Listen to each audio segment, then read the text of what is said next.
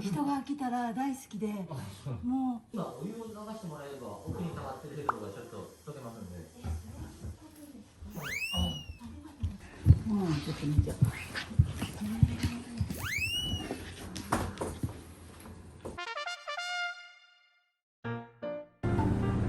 洗濯機変わったでしょ。斜めになったかな。ぼやぼやだね。ぼやぼやじゃだね。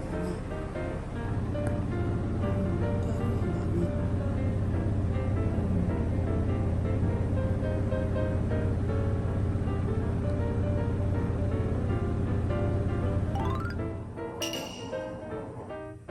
これね、鏡だもん。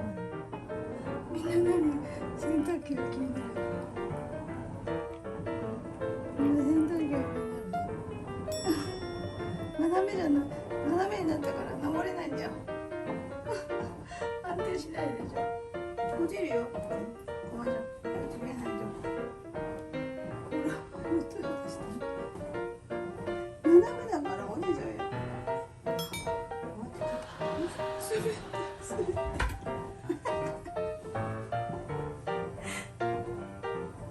滑ってる。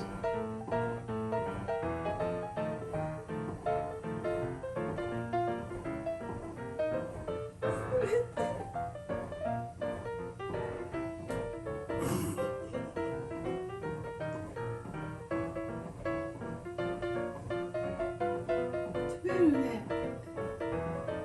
滑るね。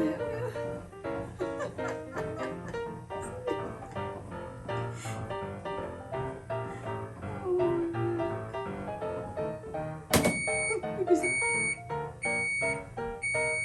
滑った。ここまで滑る。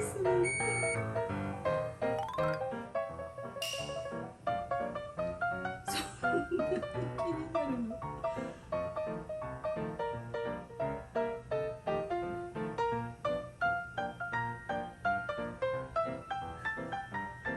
新しい洗濯機に興味津々。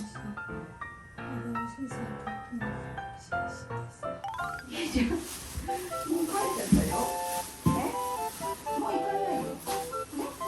ママちょっと豆腐を続きしてくるから。行かないよ。危ないからね、トラックね。そこは待ってて。